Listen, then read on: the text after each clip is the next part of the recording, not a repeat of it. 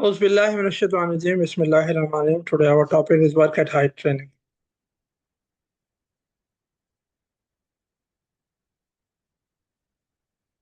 What is work at height? Any work where a person could fall and be injured. Actually क्या है, यहाँ पे आप ये देख सकते हैं कि 1.8 मीटर ये एक इंटरनेशनल स्टैंडर्ड है। 6 फीट या 1.8 मीटर से वर्क एट हाइट स्टार्ट होती है और उसके लिए आपको क्या करना है, कुछ रिक्वायरमेंट्स हैं जिनको फुलफिल करना है। Working on roofs, scaffoldings, ladders, platform, mobile elevating platforms, structures, working near open edges, floor opening, pits, includes work above ground and in some cases below ground. Below ground क्या होता है, जिस तरह excavation के अंदर जो है ना कुछ वर्क एट हाइट होते हैं। ये वर्क एट हाइट, यहाँ पे ये देखें मोबाइल स्कैफोल्डिंग है।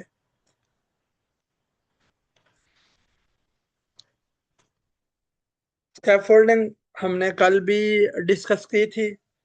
सऊदी अरामको के जो सेफ्टी हैंडबुक थी उसके अंदर हम डिस्कस की थी स्पेशल स्कैफोल्ड। कोई कोई आदमी मुझे बताएगा कल जो हमने पढ़ा स्पेशल स्कैफोल्ड का रिव्यू एंड डिजाइन, इरेक्शन और इंस्पेक्शन हमने पढ़ी। तीन चीजें हमने स्पेशल स्कैफोल्ड्स में पढ़ी थी। एक पहली चीज रिव्यू एंड डिजाइन, और उसके बाद इरेक्शन, और उसके बाद स्कैफोल्ड इंस्पेक्शन। कोई मुझे बता सकता है कि कितनी लिमिट जो है ना कहाँ से स्टार्ट होती है special scaffolds?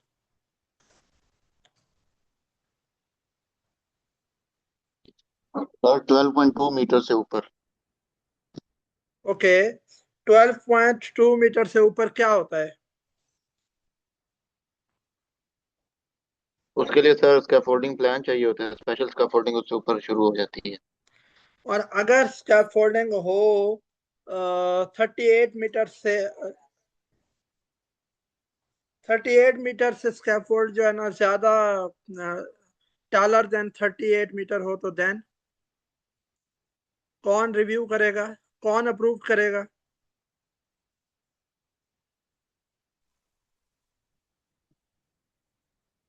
Sir CST department करेगा approve. Yes, consulting service department. Video बंद करो नहीं अपने। Consulting service department, CSD department करेगा।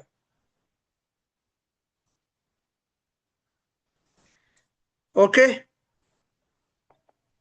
अच्छा यहाँ पे देखो तीन किस्म के इंस्पेक्शन के टैग्स हैं, रेड टैग, येलो टैग और ग्रीन टैग। रेड टैग का मतलब है डू नॉट यूज, और ये या अगर टैग ना हो स्कैफोल्डिंग पे, कोई भी टैग ना हो तो उसको भी हम कंसीडर करते हैं रेड टैग में। टैग लगा हुआ है तो रेड टैग, अगर टैग नहीं है तो उसको भी हम क्या कंसीडर करते हैं, रेड टैग। और रेड टैग तब यूज कर सकते हैं वो लोग जो स्कैफोल्डर हैं ड्यूरिंग द स्कैफोल्डिंग इरेक्शन या डिसमेंटलिंग, मॉडिफिकेशन करते हुए, इरेक्शन करते हुए, डिसमेंटलिंग करते हुए, अगर जो स्कैफोल्डिंग क्रू है वो कर रहा हो तो उस टाइम हम स्कैफोल्डिंग का टैग रेड लगा सकते हैं और वो लोग यूज कर सकते हैं, अदरवाइज कोई भी नहीं।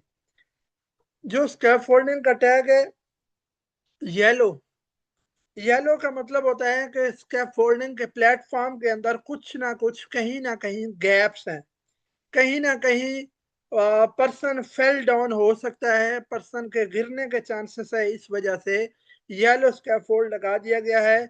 और येलो स्कैफोल्ड के साथ आपको full body harness with double lanyard लगाना पड़ता है, और full body harness with double lanyard use करके 100% टाई ऑफ रख के फिर आप जो है ना एक्टिविटी परफॉर्म कर सकते हैं। हाइट पे जाने के लिए आपको फुल बॉडी हार्नेस चाहिए होता है। और ग्रीन स्कैफोल्डिंग का मतलब क्या है? ग्रीन स्कैफोल्डिंग का मतलब यह है कि आपका प्लेटफॉर्म कंप्लीट है, टो बोर्ड लगा हुआ है, लेडर अवेलेबल है, guard rail, mid rail, top rail available है, और आपको जो है ना गिरने के कोई चांसेस नहीं है, कोई खतरा नहीं है। वहां पे आपको फुल बॉडी हार्नेस की जरूरत नहीं होती। ठीक है। Why work at height is high risk. आपको पता है हम कुछ एक्टिविटीज को कंसीडर करते हैं high risk activities, like lifting activity is a high risk activity, excavation activity is a high risk activity, welding, cutting, grinding activity is a high risk activity, sand blasting activity is a high risk activity। ठीक है, hydrojetting activity, hydro testing activity it will be consider is a high risk activity. और इसी तरह हमारे पास work at height जो है ये भी एक हाई रिस्क एक्टिविटी है। और वर्क एट हाइट की यहाँ पे आप 2023 एंड 2024 का स्टेटस देख सकते हैं कि जो फॉल फ्रॉम हाइट है वो सबसे ज्यादा है। Other accidents, contact with moving machinery, ठीक है, और बाकी एक्सीडेंट की ratio according to fall from height कम है, फॉल फ्रॉम हाइट की रेशो सबसे ज्यादा है। Falls from height are leading cause of serious injury and death. अगर हाइट से कोई आदमी गिर सकता है तो सीरियस इंजरी या डेथ हो सकती है। इवन के 2 to 3 मीटर पे भी अगर कोई गिरे तो फटल एक्सीडेंट हो सकता है। यहाँ पे ये देखें, एक रेशियो दोबारा बताई गई है, ठीक है, 2018 की और 2022 तक और 2023 की रेशो, यहाँ पे भी फॉल फ्रॉम हाइट की रेशो दिखाई गई है। उसके बाद जी वर्क एट हाइट में ट्रेनिंग ऑब्जेक्टिव में क्या है, understand what is work at height. उसके बाद क्या है, identify common hazard and unsafe behaviours, learn control measures and safe practice.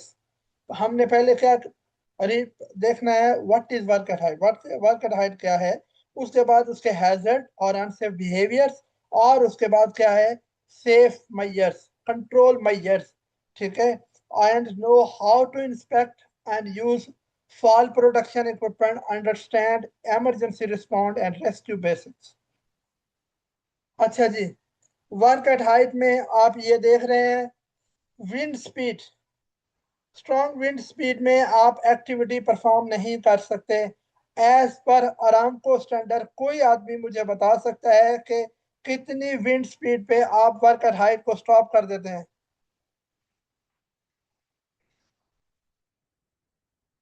कोई आदमी? मोहम्मद उमर? अरसलान नहीं है आज?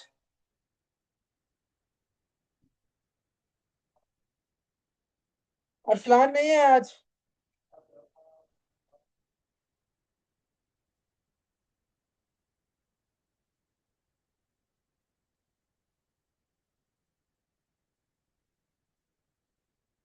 65 किलोमीटर, ये एक अरामको का स्टैंडर्ड है। इंटरव्यूअर आपसे पूछ सकता है कि आप स्कैफोल्डिंग किस विंड स्पीड लिमिट पे जाके परफॉर्म नहीं कर सकते वर्क एट हाइट एक्टिविटी, तो 65 kilometre per our wind speed जब हो जाती है वहां पे आप स्कैफोल्डिंग एक्टिविटी या वर्क एट हाइट एक्टिविटी ऊंचाई पे जाके काम परफॉर्म नहीं कर सकते, ठीक है। और वर्किंग अंडर डायरेक्ट सनलाइट, जब अभी ये जो आगे गर्मियों में हीट स्ट्रेस आएगा वहां भी वर्किंग अंडर डायरेक्ट सनलाइट होता है, उसमें भी गिरने के चांसेस होते हैं, स्लिप ट्रिप फॉल्स हो सकते हैं। और इस साइड पे अगर मैं आपको दिखाऊं तो ये देखें कि इम्प्रॉपर एक्सेस है, प्रॉपर एक्सेस ना हो, ओवर रीचिंग हूँ और इनएडिक्वेट गार्ड हूँ तो भी आपको फिरने के चांस हो सकते हैं। फॉल प्रोटेक्शन कौन कौन सी होती हैं जी? फॉल, पहले तो आपने ये देखना है कि इसमें ना दो मेजर चीजें होती हैं। कितनी मेजर चीजें होती है? दो। एक होता है फॉल फ्रॉम हाइट, एक होता है फॉलिंग ऑब्जेक्ट। यहाँ पे आप देख सकते हैं डेफिनेशन फॉल की, N unexpected, unforeseen, undesirable event having undesirable consequence resulting from workers experience of fall from an elevation। Elevation से गिरने को फॉल फ्रॉम हाइट बोलते हैं। ये टाइप्स ऑफ फॉल है, fall of person from height, fall of material on person from height, fall of person, fall of material. यहाँ पे जो बेसिक चीज है, जो मेजर चीज है, वो क्या है? दो चीजें हैं, ठीक है। Fall from height, falling object. Height से एक आदमी का गिरना, fall of person from height, height से आदमी का गिरना, और मटेरियल का ऊपर से गिर जाना।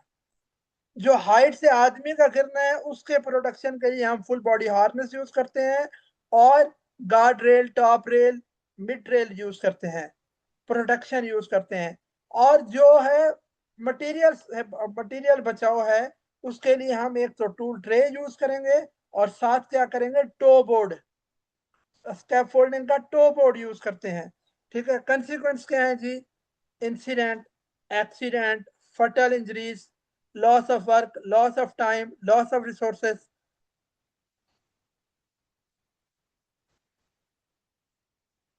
Fall protection system, fall protection system है जी फुल बॉडी हार्नेस, लैन यार्ड, ठीक है, शॉक अब्जॉर्बर, एंकरेज पॉइंट, और सेल्फ रिट्रैक्टिंग लाइफ लाइन। अभी ये देखें एंकरेज पॉइंट, जो एंकर पॉइंट है ना ऊपर हाइट पे दिया गया है, ये देखें ABC के नीचे ये एंकर पॉइंट है। ये एंकर पॉइंट भी एक इसका भी बताया गया है, 5000 LB, 5000 पाउंड, या इसके जो अपना 5000 LB इसकी कैपेसिटी होनी चाहिए, ठीक है। और ये देखें हाइट, देखें हाइट क्या है? Original length of lanyard, lanyard की लेंथ कितनी है? 2 मीटर है। Maximum energy absorber, shock absorber की जो, ये शॉक अब्जॉर्बर है बैक साइड पे, शॉक अब्जॉर्बर की जो लेंथ है 1.7 मीटर है।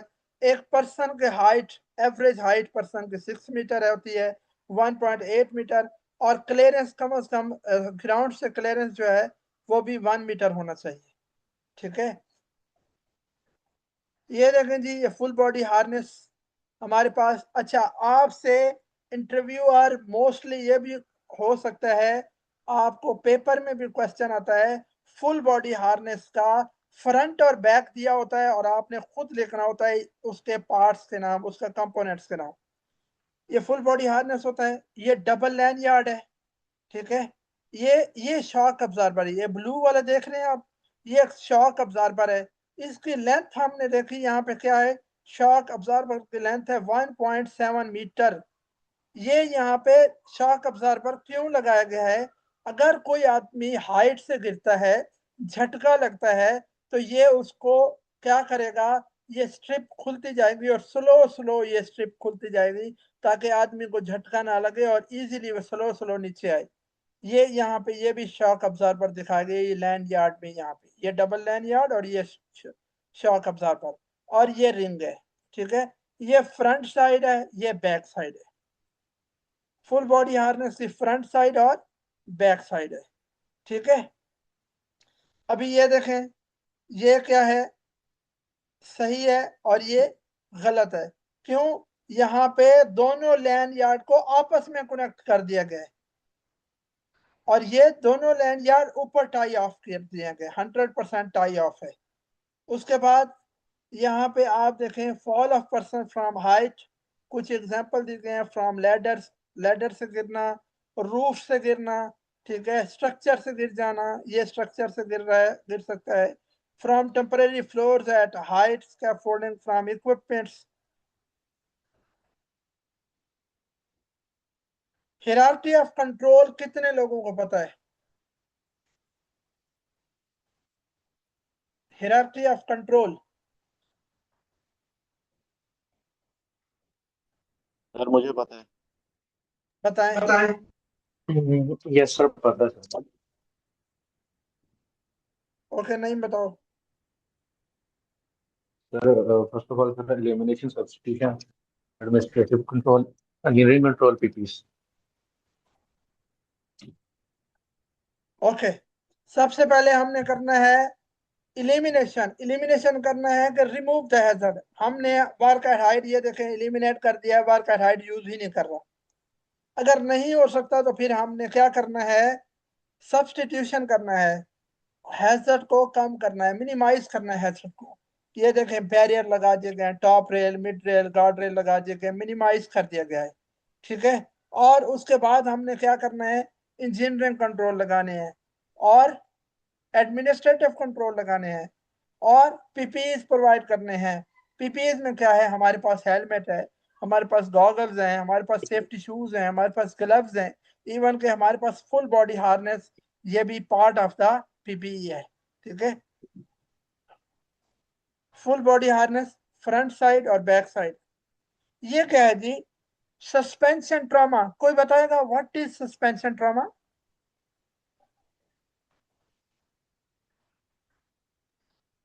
सर सस्पेंशन की तो ब्लड ब्लॉकेज हो जाता है टांगों में, उसको रोकने के लिए ये ट्रॉमा, सस्पेंशन ट्रॉमा थेरेपी होती है। Okay good.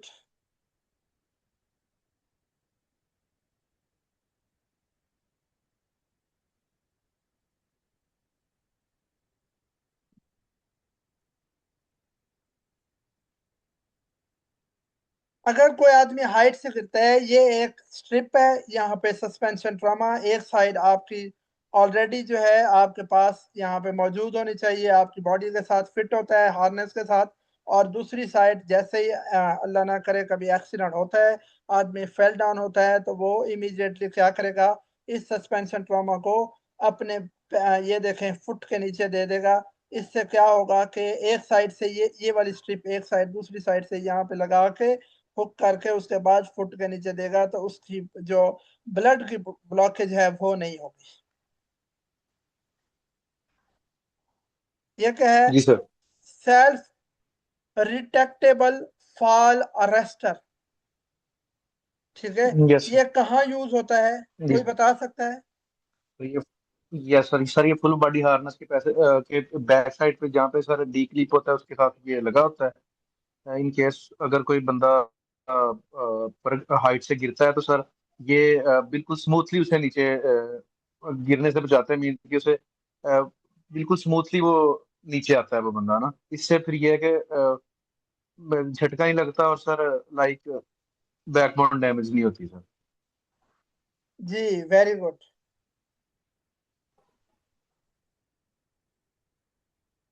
और बाज दफा आपको ऊपर एंकरेज पॉइंट ही नहीं होता, तो उस टाइम भी आप क्या करते हैं, जी सर। ये यूज करते हैं। जिस तरह के छत के ऊपर जाना है, जिस तरह के कंटेनर के ऊपर जाना है वहां पे, और ये सिंगल और डबल, जहाँ पे हाइट कम होती है ना, स्कैफोल्डिंग की हाइट कम होती है, वहां पे ये डबल यूज होता है मोस्टली। जी सर। ये क्या है जी, एनकरेज पॉइंट। और ये क्या है? जी सर। सर ये टूल ट्रेज है सर। जी टूल ट्रे है।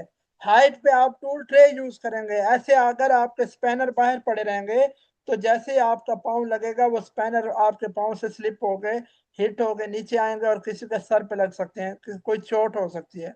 तो ये टूल ट्रे यूज करते हैं हाइट के ऊपर हम जाके। ठीक है, ये देखें, जी ये सर। अगर इस तरह के जी छोटे सर। छोटे टूल्स वहां पड़े हो तो कैसे मैनेज किया जाएगा? फिर होता है 3 पॉइंट कॉन्टेक्ट। कितना? 3 point 3 point contact sir. Contact. 2 hands 1 feet। Height पे चढ़ते हुए 2 हाथ ऊपर कैच करने हैं, पकड़ने हैं लैडर को, और एक पाँव, या 1 hand and 2 feet at a time. 3 point contact होना चाहिए। ऊपर जाते हुए आपके 2 हाथ या एक पाँव, या एक हाथ या 2 पाँव अटैच होने चाहिए। एक हाथ छोड़ोगे तो फिर दूसरा रखोगे, दूसरा छोड़ोगे तो पहला रखोगे, फिर ही ऊपर जा सकते। 3 पॉइंट कॉन्टेक्ट। और यहाँ पे देखो, 1 मीटर है, 3 फीट, 0.9 मीटर या 3 फीट, ये अबव होना चाहिए।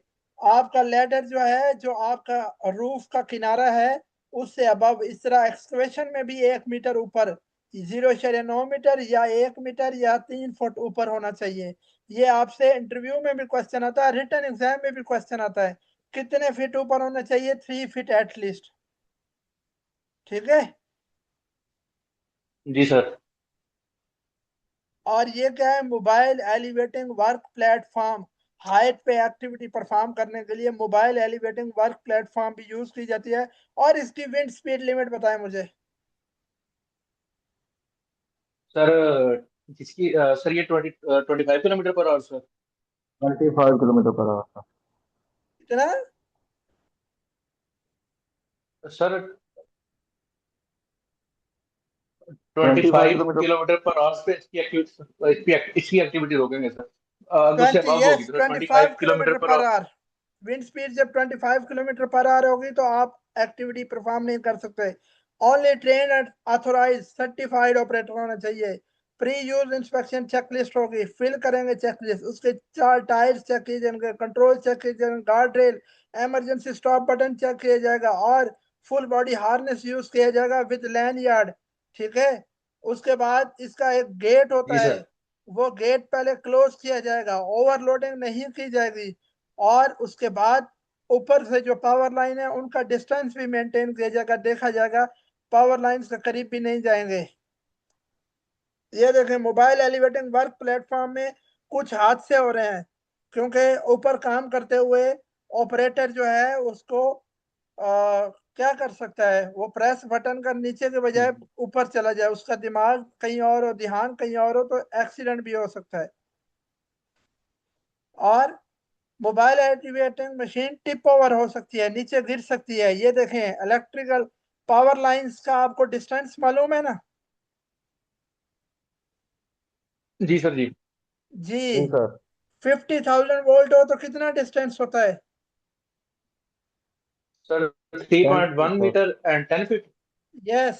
अगर 50,000 टू 2 लाख तक वोल्ट हूं तो कितना होगा डिस्टेंस? सर ये 15 फीट। यस। और अगर 2 लाख से 350 लाख हो तो कितना होगा? 20 feet 20 feet sir. Sir. 20 feet. More than 3 lakh हो तो? 25 फीट है। 25। यस। ठीक है। और जी sir. causes of mobile elevating tip over, mobile elevating पर वर्क प्लेटफॉर्म के क्या क्या काजेज हो सकती हैं? ओवरलोड्स की वजह से गिर सकती है, हाई विंड स्पीड की वजह से गिर सकती है, अनइवन ग्राउंड की वजह से गिर सकती है, जल्दी में सडन मूवमेंट की वजह से गिर सकती है, या जो है ना वो मैकेनिकल फेलियर की वजह से गिर सकती है, या lack of maintenance, lack of training की वजह से गिर सकती है। रोल्स एंड रिस्पॉन्सिबिलिटीज क्या हैं जी? वर्क एट हाइट में आपकी रोल्स एंड रिस्पॉन्सिबिलिटीज, सबसे पहले आपने प्लान करना है, सुपरवाइज करना है एक्टिविटी को। ठीक है। Only train and authorize person में जी सर। वर्क एट हाइट, सिर्फ वो लोग परफॉर्म कर सकते हैं work at height, height activity जिनको हाइट फोबिया नहीं है, जो ट्रेनिंग है जिनके पास, जो ऑथोराइज्ड है। ठीक है। और अप्रूव्ड इक्विपमेंट यूज करेंगे, like scaffolds, like ladders, like harness, like mobile elevating platforms. ठीक है। वर्क परमिट सिस्टम जेएसए और work at height plan, fall protection plan use करेंगे। उसके बाद जो है ना, activity report any unsafe condition और damage equipment immediately. Typical work at height hazards, क्या क्या हैजर्ड हो सकते हैं? Unprotected edges and fragile roofs, inaccurate, incorrect और डैमेज लैडर्स। अच्छा, डैमेज लैडर्स आप यूज कर सकते हैं, आयोश में कुछ मैंने लैडर्स दिखाई हुई हैं आप लोगों को, डैमेज लैडर देखी है आपने आयोश वाली डैमेज लैडर्स? जी सर देखिए sir. Okay, good.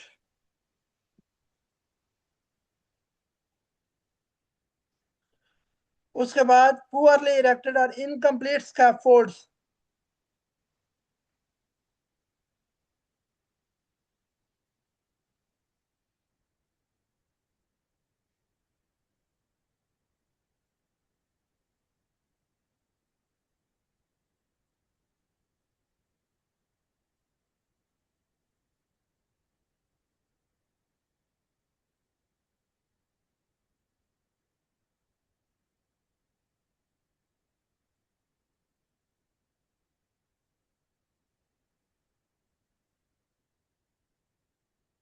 Okay.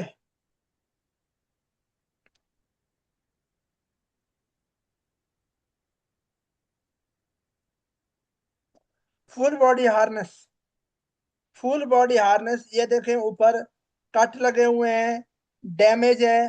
Mohammad Asif कौन है, उसका नेट क्यों नहीं कनेक्ट हो रहा है?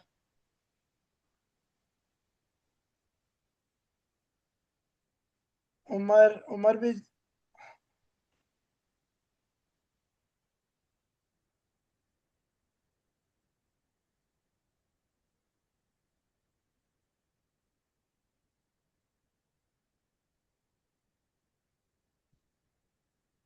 ओके, फुल बॉडी हार्नेस में देखो आप किस तरह कट लगे हुए हैं, ये सारे कट्स के एग्जांपल देख रहे हैं। आपने फुल बॉडी हार्नेस को यूज करने से पहले इंस्पेक्ट करना है। एक तो मंथली इंस्पेक्शन होती है, इसकी चेकलिस्ट भी होती है फुल बॉडी हार्नेस की। दूसरा क्या होता है कि pre use inspection, every time हर चीज हर टूल जो है यूज करने से पहले इंस्पेक्ट किया जाता है। ऐसे ही फुल बॉडी हार्नेस की भी प्री यूज इंस्पेक्शन होती है। यूज करने से पहले फुल बॉडी हार्नेस की इंस्पेक्शन करेंगे, देन हम जो है ना उसको कर सकते हैं, यूज कर सकते हैं, अदरवाइज नहीं। Check ID, tag and inspection date, inspection webbing for cuts, burns, frame, chemical damage. और इसको आपने ब्रोकन चेक करना है, कहीं से लूज नहीं होना चाहिए। डी रिंग, बकल्स वगैरह आपने चेक करने हैं, ठीक है। और अगर कोई आपको डैमेज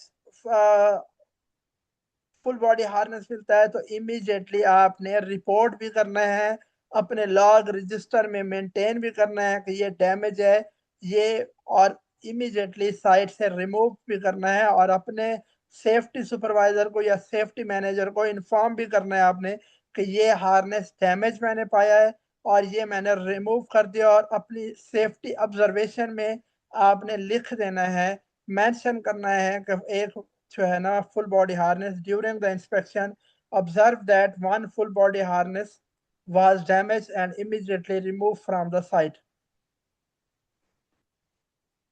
ये देखें फुल बॉडी हार्नेस की इंस्पेक्शन है, चेकलिस्ट है। यहाँ पे देखें item, badge number, type of equipment, ये उसके अकॉर्डिंग पूरा यहाँ पे मेंशन है। इंस्पेक्ट किसने किया, witness by HSC, acknowledge by site representative, आपका जो भी साइट का इंजीनियर है, प्रोजेक्ट इंजीनियर है या प्रोजेक्ट कंस्ट्रक्शन का कोई भी मेन फोकल पर्सन है, उसको यहाँ पे उसके सिग्नेचर ले लेने हैं। Full body harness and land yard inspection checklist है ये, ठीक है। House keeping and falling objects, यहाँ पे आप देख सकते हैं जो इंडस्ट्रीज के अंदर, एक तो आपने ये देखें फुट में हाउस कीपिंग ना होने की वजह से स्लिप ट्रिप हो सकता है। और दूसरा ऐसी इंडस्ट्रीज लाइक फूड इंडस्ट्री है या कहीं पे स्टोरेज एरिया है, तो वहां पे भी हाउस कीपिंग की वजह से ना होने की वजह से क्या हो सकता है, स्लिप ट्रिप भी हो सकता है, फॉलिंग ऑब्जेक्ट भी हो सकता है, और मटेरियल भी नीचे गिर सकता है। स्टॉप वर्क अथॉरिटी क्या होती है जी? स्टॉप वर्क अथॉरिटी होती है आपके पास, आपकी सेफ्टी पॉलिसी से आपको एक अथॉरिटी दी जाती है, HSE पॉलिसी। क्या HSE पॉलिसी बनती है? HSE पॉलिसी साइन करता है, who will sign the HSE policy? HSE policy sign करता है कंपनी का CEO, director, owner of the company. वो साइन करेगा, पॉलिसी बनाएगा, और उस पॉलिसी पे डायरेक्टर के साइन होंगे, CEO के साइन होंगे। इट्स मीन के वो आपको उसके अंदर मेंशन करता है कि you have authority, you can stop the work in any unsafe condition, in any unsafe act. अगर आप कोई भी अनसेफ कंडीशन देखते हैं, कोई भी अनसेफ एक्ट देखते हैं, you have authority, you can stop the work. Everyone have authority to stop the activity.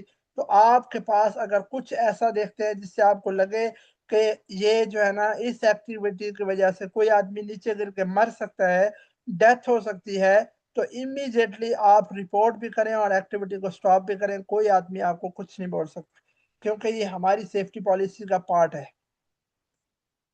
आपने ये देखना है कि डू एंड डोंट्स, क्या करना है क्या नहीं। Use correct inspected equipment use करने हैं, follow procedure and permit use करना है, use harness and anchor correctly, keep 3 point contact on ladders, report hazard near misses and incident use करने हैं। Don't work at height if unfit, टाइड और under influence, अगर work at height जो है ना अनफिट है, टाइड है, अंडर इन्फ्लुएंस है, नहीं यूज करना। यूज डैमेज और इम्प्रूव इक्विपमेंट, नहीं यूज करने, डैमेज इक्विपमेंट नहीं यूज करने। स्टैंड ऑन गार्ड रेल और make shift platform, over reach और रश द जॉब। और इमरजेंसी प्रोसीजर में क्या है जी, अलार्म रेस करना है, follow site emergency contact number, immediately अपने साइट सुपरवाइजर या अपने सेफ्टी सुपरवाइजर, सेफ्टी मैनेजर को इन्फॉर्म करना है। Never attempt on self rescue beyond your training, अगर किसी चीज़ की आपको ट्रेनिंग नहीं है तो वो रेस्क्यू अटेम्प्ट नहीं करना आपने, अगर ट्रेनिंग है देन कर सकते हैं, ठीक है।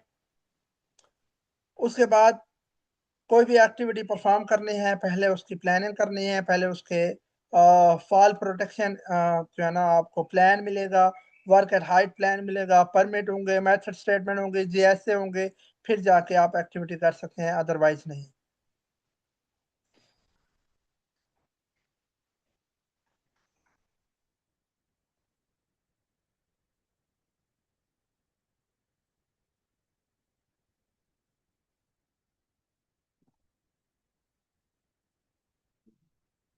हाँ, एक मिनट।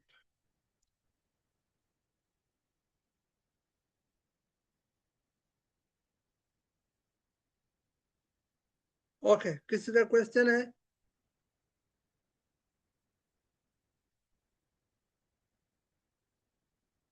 आप में से किसी का क्वेश्चन है तो कर सकते हैं।